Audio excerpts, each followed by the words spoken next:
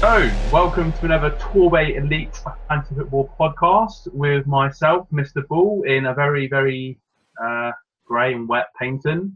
And I've got my good mate Steveo there in the capital of culture, London. How are you, Steveo, my friend? The capital of culture. That ain't Yeah. green for my friend, but yes, hello. Hello, Dan. Hello, Jason. Hello, how's it going? Yeah, good evening, Jace. How are you getting on? How's it feel being one of the best players in the world? Oh, it feels amazing. Start with the easy question. So, obviously in this podcast, we're going to be talking about the game week just passed. We're going to be talking about the teams in the top four. We're going to be talking about our own teams. Obviously, Stevo and Jay are going to be really happy about the wild cards, and I'm going to be commiserating about my relegation plight and the downfall of my team. And we're just going to be looking also as well at the game week coming up. So, Stevo, if you want to start talking about your wild card and how it went. Yeah, sure. I mean, the top four, as it stands at the moment, Jason on top, as you stated, he's the 759th best player in the world as we speak. Having a phenomenal season. Obviously, he played his wild card, and we'll speak to Jason in a minute about it and how well he's done with that. Ben Towler, who is now second, jumped from fourth. He played his wild card as well, and also made a significant increase in what he probably would have got. And of course, myself, I played my wild card as well. And as you all watched, me and Jason did a special live revealing of our wild card teams and what we thought about them at the time, and now we can reflect on what we now think about them. And Connor Lee down in fourth. He dropped from second down to fourth, but he's still got his wild card in play. Now, I did a bit of maths, and it looks like I made a +7 on the team that I originally had with my wild card played. Jason made a +17 with his wild card team. Ben Towler made a +8 on his team. And Jason, you're 759th in the world. You must be overjoyed with how well your wild card did. Especially with your David Silva pick, who I was a bit dubious about. Yeah, he did well, didn't he? Really happy. Really happy to be looking at a 17-point increase as a result. I was wrong about Salah. He didn't perform very well against Spurs, and he didn't perform very well against PSG. But like I've said, I mean, he's still got that underlying stats, and I think that I'm going to give him this weekend to prove everybody wrong that it's the same Mo Salah as last year. It's just that he's had a bit of a slow start this season. This game week against Southampton, I'm hoping he'll do well. I'm thinking he is. I think he's got at least a couple of goals in him this weekend, all being well. If he doesn't perform though, then it's going to have to be it's going to be really awkward because I'm going to try to save a transfer this week. I don't want to use a transfer, so I've got to have next week with 2 free transfers with the backup of being Salah-less, I guess.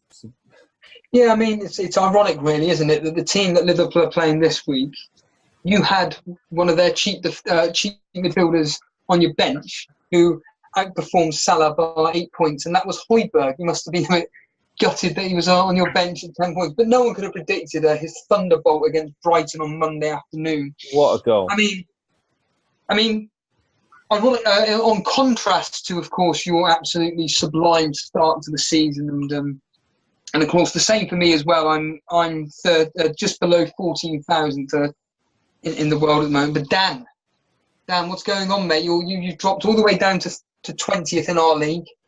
You're 30 points off fourth. What's going on, mate? Yes, mate. Well, unfortunately, this is the start of the downfall of my season. It all started well.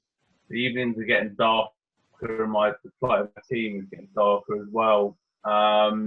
Just a fatal error not playing the wild card, really, and maybe a little bit of bad luck, or maybe that's sour grapes on myself. But obviously, bringing in Mendy, he didn't start. Brought in Pedro. I brought in Pedro and Mendy with their fixtures. Obviously, you just think Chelsea at home to Cardiff, Man City at home to Fulham. Let's bring in these players, some more points in, and they got 2 between the two of them. Because obviously Mendy didn't play. Pedro did back already, so really disappointing. And prior to that, obviously I know Zaha got the goal on the weekend, but prior to that, brought Zaha in against Southampton. He was injured, so a little bit of bad luck, but also perhaps not thinking long term enough for the wild card, and it's a very frustrating situation. I think I always used to talk about pivotal game weeks. This has been a pivotal game week, and it's seen me, I mean, I got a ferry from Paynton to talking, some other chaps talking about fantasy football. I overheard it, and I was just like, Hazard got a hat trick. Why did I not bring him in? So disappointing. Still got the wild card to play. Still got the chip to play. So keep the head up and. Have you thought about? You've looked at 2 of your colleagues that you're sat next to, or kind of talking to at the moment, so to speak. Have you thought about just copying our teams? Has that thought crossed your mind, or have you thought to yourself, actually, I need to play the game with differentials, or do you want to stick with safety first? Well, I mean, as I've always maintained, I'd rather fall back further in the league than just be Mr. Safety. And I've obviously seen you guys play your cards, so to speak, seen the players that you brought in. You've both done really well. Really enjoyed that podcast last week. So if I want to get progressively further and actually make a change, I've got to look at the differentials. And I've got a few players in mind, maybe, a few players that have underperformed so far this season, but have got the ability to strike up some good form. So I know that's really vague, but yeah, if I may take inspiration from your teams and other teams in and around me, but there are a couple of players I've got in my mind that could be a differential. I need to get back on track. So thinking positive there. I mean, looking at your team, Jason, I look at my own and I think to myself, I'm kind of a bit annoyed that I have created. I spoke about it last week that I created a headache where it's a benching headache. Who do I drop? Is it Wilson? Is it Pedro? Is it Maddison? They were the 3 that I was, and Mitrovic. They were the 4 that I've given myself a benching headache. Are you looking at your team and actually genuinely I'm really happy at the fact that I have got a starting 11 where I don't need to worry about the bench full stop? I'm happy with my starting 11. Yeah. I mean, in a way, it's a great headache to have, having a lot of choice. But I've chosen to go down the road of a little bit of risk, actually, especially with the rotations that may be going on. Looking at my team, I am pretty happy with, I would say, 9, 10 of the players. Pedro, tonight, we'll see how many minutes he plays tonight, really. He may not be guaranteed that many minutes in the forthcoming weekend. Mendy may be injured, may not show up. So then I've looked to a bench, which is a Bennett, Højbjerg, Cedric. So Man United away, Liverpool away. So it's looking pretty desperate. If Mendy doesn't look like he's going to play, I might have to look at bringing in a replacement for him or for Cedric. And I brought Cedric in last week, obviously with that amazing haul of 0. I'm thinking of maybe a cheeky Cedric Tompkins move to just give me that extra bit of safety on the bench. And starting a Mendy, and in the off chance of him not playing, then I've got a Tompkins coming on. But that was just a thought. Ideally, I want to save my free transfer this week, go into next week with 2 free transfers in the event that Salah completely collapses and everyone mass transfers him out. Yeah, I mean, when we wildcard, it's usually for the fact that we look at our own teams and we think to ourselves, oh, there's a lot more casualties that need replacing. Certainly in my case, I'm exactly in the same boat as you, where I'm thinking, I really don't want to transfer this week. I specifically chose these players for the game week, more for the game week this weekend rather than last weekend. And certainly I'd like to be in the same position as you, where I'm saving 2 free transfers. which kind of lets us link us into the weekend preview, which me and the history are doing really, really well at the moment. Dan, however, who last year was having an absolute stormer, this year is performing pretty badly. The history last week got 4 correct scores, bang on the money. And this weekend we kick off with Fulham versus Watford. And Dan, what are your thoughts on this game? Yeah, it should be an interesting game. Probably quite a good watch as well, I reckon. I watched Watford last weekend, really good in the second half. Fulham had a good start to the season. But Watford have started really well, and I'm backing them to recover their form somewhat after the weekend. 2-1 to Watford. Yeah, I was looking at this, Jason. I was thinking we both have Mitrovic. Is he a possible captain contender as a major differential? As a major differential, yeah. I mean, he's showing great potential this year as being a 20 goals plus striker. I mean, if you're in a few places lower down in the league and you want to go with a bit of a maverick captain choice, you know, he could potentially bring 2 or 3 goals in this game week. Yeah. Yeah, I mean, I'm going with a high scoring. I mean, Dan's gone 2-1. I'm going to Watford, that is, and I'm in Watford's case as well. I'm going with a 3-2 victory to Watford. History suggesting a 2-0 victory. Talking of 2-0 victories, that's what I'm saying it will be for Leicester versus Huddersfield. Dan, what do you think on this game? Yeah, obviously Leicester letting 4 goals away to Bournemouth last weekend. A bit of a damaging defeat to Crocwell's side. But I think Leicester, you know, generally their home form is pretty decent and they'll be back on form. My mate Jamie Vardy might get a couple of goals, but I'm going to say 2-0 to Leicester actually for this game. Yeah, like I said, that's what I'm going with, and the history's going with a Leicester victory 2-1. Now, on to Jason's potential dilemma and headache that could happen this weekend. It's Liverpool versus Southampton, and is there going to be a risk of rotation for his star man in Salah that he's put so much faith in? Jason, what do you reckon? Liverpool, Southampton? Oh, I wish I could give Mr. Klopp a ring and say, you know, Jurgen, what are you going to do, buddy? What are you going to do to cheer this guy up? He looks really down and like, I don't know if he's suffering with an illness or something like that. There was a photoshopped image actually on Twitter of Salah leaning against the training centre door with a box of Lemsip. A lot of people thought it was genuine, but it was Photoshop. I just think that he's got something going on at the moment, Mr. Mo Salah, and I'm just hoping that like a weak Southampton defence is going to be enough to kick him or kick-start his season. I do think that he's a wise captain choice this weekend.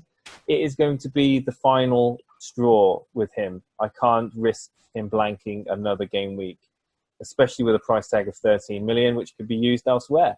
So yeah, I'm going to go with good confidence that he's going to get a brace, maybe even a hat-trick.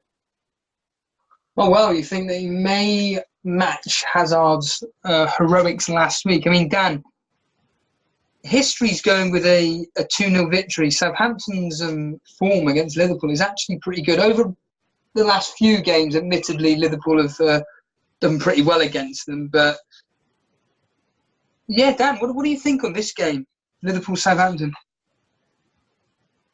Yeah, Liverpool really strong this season. Took care of PSG pretty well. Beat Tottenham. 2 acid tests they come through. I know Southampton have had a couple of results there in the past. But yeah, I'm seeing Liverpool going to have a great win on the weekend and go on their title challenge. And it's going to be 3-1 to Liverpool, I think. Maybe 3-0 actually. 3-0. 3-0, eh?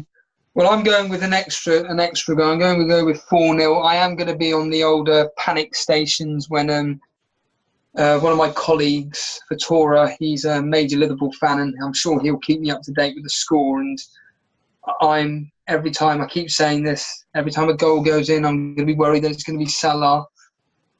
However, with his form at the moment, I'm actually tempted on captaining Mane for this game. Not suggesting for a minute that's a definite for me, but I'm going with 4-0. I think it's going to be a comfortable victory, but it's going to be more a case of, will there be any rotations? Daniel Sturridge did really well during the week. We've got Shaqiri in there. So these are a couple of players that may take up the spots of Mane and Firmino, as an example, or even Salah. We don't know. But on to Jason's team next. It's Man United versus a strong-looking Wolves. I mean, I predicted Wolves would have a really good season. They started off a bit slow. Seems to have gotten a bit of a groove. I think playing United after a very comfortable victory against Young Boys in the Champions League on last night won't help their result this weekend, though. I think United will just get past them. It's going to be a tough game. I'm going to go with a 1-0 victory to United. How do you think your boys will do, Jason? Yeah, I think that they're going to perform well. They showed that they've got sort of the chemistry kind of coming back now between the Pogba, Lukaku, and Sanchez. I mean, I think I can see a 2-0. I can see a 2-0 with Patricio getting lots of save points, all being well. Yeah, of course, yes, sorry. My former university, City, was doing really well. But United beating Watford, I think that was a key victory for them. De Gea making that late save in injury time to get United all 3 points once again to the rescue. But yeah, United, Pogba's playing really well. I think that could be an asset that many people have overlooked. And yeah, I think United will come strong. They're at Old Trafford. We're going to go for 2-1. They want another close victory. The history is going with a comfortable 3-1 win. So, on to my lads, Burnley. Burnley versus Bournemouth. Burnley, of course, my team, a team which are struggling extremely badly. I do genuinely put that down to Sean Dyche's peculiar rotation of the squad. Not like him to be rotating so many players, albeit we've been in Europe. Still think that's a poor excuse, whether he won't admit it. But however, we're up against a Bournemouth team who we do have a decent history against. Unfortunately, Bournemouth at the moment are performing really, really well, and of course they have Fraser in their team who's doing exceptionally well, and he's a player that I'm definitely looking at as a possible replacement for Pedro. And I'm going with a 1-1 draw here. Dan, what do you think on obviously my team versus your former local lads? Yeah, Bournemouth have done really well so far. It's really pleasing to see them do well in the Premier League. And Burnley just struggling. I mean, Joe Hart put in a good performance at Molineux, last weekend. But yeah, I think Burnley are just going to get back to base. They need to get a result at some point. Can't keep on losing. Burnley play that defensive style of football, whereas Bournemouth are more open. So I think this will be a draw, which wouldn't be a terrible result for either team, really. So I'm going to go for 1-1. Yeah, I mean, a bit like the Liverpool history of recent times versus Southampton. They've done really well, despite over a period of 6 games. Southampton have done really well. A bit like Bournemouth, really. Their recent history against us has actually been very good. So they're going with a 2-1 victory to Bournemouth. I mean, talking of terrible teams, one of 4 teams who I believe that are really suffering at the moment. So, in my opinion, obviously us, Huddersfield, Newcastle, and now this team, Cardiff. Who do they face? A very angry Pep Guardiola and his Manchester City team. They lost to Lyon, of course, 2-1. Manchester City visit, and I can't see anything but a battering here. And I'm going to go with 4-0 to Man City. Yeah, I mean, that was a shock result last time. I saw it was 2-0 to Lyon. I couldn't believe it. I had to look again. Lyon aren't even the top team in France. But Cardiff have had a pretty... The start has been difficult for them, and they've put in some valiant displays. But, you know, Pep Guardiola is going to be very mad. The players are going to be mad, and they're going to improve. I think it's going to be 5-0 to Manchester City. Sorry, Cardiff fans, but Well, It's going to be a bit of a battering, I'm afraid. 5-0. I mean, Jason, you've invested heavily into Manchester City assets. You've got Aguero, you've got David Silva, and Mendy. I suppose you're hoping for a very good score from those three. Yeah, I think I said 6-0 pre-recording. I think, yeah, I'm gonna stick with 6-0. Why not? David Silva, 4 assists, 2 goals. I mean, in all seriousness, we do this for fun and stuff, but I personally generally do look at this as a good indicator on who to captain. And I look at the history for players that I'm more than likely going to captain. And take Salah as an example. Salah's history against Southampton is excellent. I mean, yourself, you're predicting 6-0. Dan's predicting 5-0. I'm going 4-0. We were expecting a lot of goals here. Aguero, could he persuade you? Maybe even if you're feeling really lucky, David Silva. Well, Gabriel Jesus was awful against what was it, Lyon, and yeah, I just feel that Pep's only really got one clear choice when it comes to striker at the moment, and I think that Aguero being a captain option is going to be a popular one this week, and it is a toss-up between him and Salah. It really is, but it all comes down to me having Salah in. I brought him in I've kept him in the team. He's a £13 million midfielder. If I can't have the confidence to captain him against a dodgy Southampton defence, which you've just said has got a really good record against, what am I doing? Why have I got him in my team?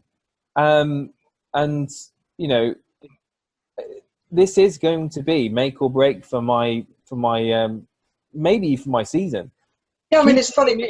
Could be a really bad. It can either be a really good move or a really bad move, depending on how he plays against Southampton. Yeah, I mean, this weekend we've got 3 fixtures which are very favourable to 3 potential very good captain choices in Salah, Aguero, and Hazard. And we'll come on to Chelsea versus West Ham in a bit, but like you said, this weekend could be, if people are feeling a bit risky, so to speak, and if they have Salah in their team, but they also have Aguero and Hazard, if they're that lucky, maybe potentially captaining whether Aguero, although Aguero's record away isn't actually particularly that great, so I'm not really confident of giving him the armband. But the fact that we're all predicting a very high-scoring Manchester City victory kind of suggests to me that maybe that could be the wise decision to captain somebody in there. I mean, the history's going with a 3-1 victory, so comprehensive, but I don't think this next game is going to be that comprehensive for either team. It's Crystal Palace at home to Newcastle. I think it's going to be one of those weeks where I predict that Crystal Palace will actually keep a clean sheet. I'll do double defence with the hero that is Wan-Bissaka. I didn't get his points last week, of course. Now, why would I? Why wouldn't I? But you just know they're going to concede. I am going to go with a 1-0 victory to Crystal Palace, but I just have this gut feeling that they're just going to concede. What do you think on this game, Dan? Crystal Palace, Newcastle? Yeah, it should be an interesting game. I mean, I watched obviously Newcastle Arsenal last weekend, and that second half, there won't be many more easy second halves for Arsenal this season. Newcastle's quality in the final third it was poor without John Shelby. Newcastle have had a tough start to the season though, and barring the game against Cardiff, they've had all games against teams in the top 6 from last season. So they're going to be looking at this game as a chance to get up some points on the board. Even though Palace are quite good at home, I've just got this feeling it's going to be a sneaky little draw. Rafa Benitez is going to pull something out of the bag, and I'm actually going to go for a 1-1 draw. Agreeing with the history there. So, talking of history, last season Brighton got a very good result against Tottenham. It's Brighton versus Tottenham. Despite all this and despite their poor result against Inter Milan on Tuesday, I think Tottenham will pull it out of the bag, and I think they'll just scrape past Brighton with a 2-1 victory. Yeah, it's terrible to hear that Tottenham have fallen off and now they are level on points with Arsenal. I have to get it in there somewhere. But yeah, I think Tottenham will be, Son's back with military service, malarkey. And I think Tottenham will, enjoy playing against Brighton. And I think it's going to be 3-1 Tottenham, unfortunately. Well, comprehensive victory there for Tottenham. So Jason, do you think Cy Bellamy's choice of a differential striker in Kane will pay off in this game? It reminds me of Mo Salah, really. Like he's again 13 million, and he's 12.5. All right, almost 12 and a half then. So it's a lot of money. Salah being 13, him being 12 and a half, not performing. There's better potential. There's better arguments elsewhere in those respective teams at the moment, with obviously Mora, Son being back now. It's a big risk. Kane just doesn't look like he's firing on all cylinders at the moment. Whether it be there's people saying that the system that Pochettino's playing now is not favourable to his sort of style. Whether it be that Moore is playing in more of an advanced position and Kane is kind of not adjusting well. It could be a combination of the both, really. And I just think that owning Kane, you're going to be biting your nails this weekend, I think. Especially when because if you've got Kane in your team, you've got you're going to have a strong case to captain him, especially with the fixtures coming up. But you're going to be biting your nails against the likes of Aguero, who we've talked about, Salah, Hazard, who are, Aguero and Hazard, who are in form at the moment. You are going to be kind of nervous when you see these games this weekend. Isn't it funny though? I don't know about you, but the psychological factor of different times of games, and if, for example, Liverpool were playing Southampton at the 12:30 kickoff, would you captain Salah? If, for example, Cardiff were at home to Man City at 4 o'clock in the afternoon on Sunday, do you get that psychological argument in your head? Because I do. I like to. I don't know. It's just like when you captains played and not performed, and like the 12:30 kickoff, then it's like you really are in panic stations, aren't you? And fortunately, this game week, I mean, Spurs Brighton is at the last game on the Saturday, which means that you're going to already have witnessed Liverpool's Salah, Man City's Aguero. Obviously, Hazard's playing on the Monday. 1 second, so I had to pop up on screen. There is a psychological approach, which I think comes into play there, and Harry Kane captained us. I feel your pain. Well, the history's going with a 2-1 victory to Brighton, and on Sunday, it's Sunday afternoon, Jason, but it doesn't matter. It's West Ham versus Chelsea, and this is where us people that had Hazard and didn't captain him have this kind of toss-up, whether it's will Hazard continue his form against West Ham, or will he do the typical trolling and do absolutely nothing? I personally think he'll get some form of returns against West Ham. I don't think it's going to be any... I mean, him scoring more than a goal in a game is unusual enough, let alone a hat-trick. And I don't think he's ever going to do that again. However, I have been hearing that this Chelsea team is slowly looking like Napoli. Hazard looks like he's enjoying himself. He's been compared to Dries Martins, who, as we know, played absolutely phenomenal for Napoli. And is this a possibility where you captain Hazard instead of Salah, Jason? No, it's not. Like I've already said, Southampton, I've kept him in my team for a clear reason, that I feel that he's going to perform. Otherwise, what on earth am I doing having him in my team? So, yes, you're right. I think Hazard's got a goal in him this weekend. I just think that Liverpool being the attacking force that they have, the fact that Salah hasn't been performing, I think that Klopp needs to manage him to the point of not benching him. I don't think he's going to be benched because I think at the moment he needs to have that game time to get that goal, to kick him up the arse, really. So I might have to beep that out. And just, kickstart his career, kickstart his season. And I think that's... I've got this down as a relatively comfortable... I mean, West Ham at the bowling ground, or whatever they want to bloody call it these days, their record is pretty poor. I'm going with a 3-1 victory to Chelsea. The history suggesting a 2-1 victory to West Ham. Dan, how do you see this game turning out? Well, it is a London derby. West Ham won 1-0 at home to Chelsea last season, but they had David Moyes parking his bus and his train and his aeroplane in front of the goal that particular game. But yeah, as you say, West Ham's record at home is not great. They did get a good win away, well, a really good win away to Everton, actually, 3-1. So it's a great result for the Hammers there. But Chelsea are just full of confidence, winning all their games. I don't know the result tonight. Obviously, winning all the games in the Premier League, and I think what's in that big pitch as well, they're gonna run right. I think again, and I think it will be it's going to be 4-1 to. I think West Ham will score, but I think it'll be 4-1 to Chelsea. My goodness, 4-1! Wow.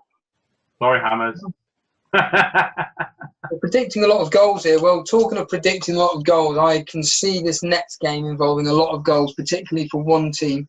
And if I had stuck with my original wildcard draft, which was having Lacazette in my team, and which Jason thought was an excellent pick ahead of Newcastle, I think he only got an assist, mind. But if I had Lacazette in my team against Everton this weekend, I think possibly he would have been my captain. It's Arsenal versus Everton.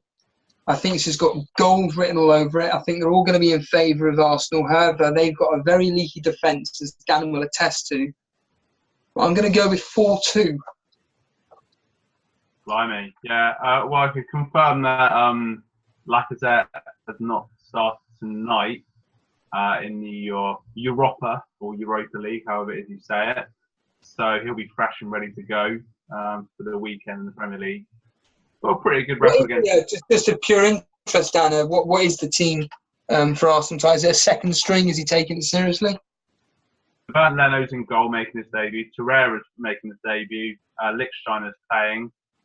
Danny Welbeck is playing. Aubameyang's playing. Monreal's playing. Wow. So, yeah, it's a bit of a mixture of a couple of second-string players, but Socrates is playing. Mkhitaryan's playing as well. So, yeah, it's a bit of a mixture, really, but a fairly strong team for a game we should win, to be fair. But going back to the Everton match, we've got 3 wins in a row in the Premier League. Good record against Everton. Full of confidence. I'm going to say 3-1 to Arsenal. I mean, Jason, I mentioned in our wildcard chat the other day that a couple of players that are auditioning for my team were Lacazette, as we'd already mentioned. Lukaku's one of them. Certainly, this is a game where I think that Aubameyang could kickstart his phenomenal goal-scoring record that was between January and May this year at the end of last season. Do you see any potential Arsenal players in this game where you think if they rack up some goals in this, maybe they could be coming into your team?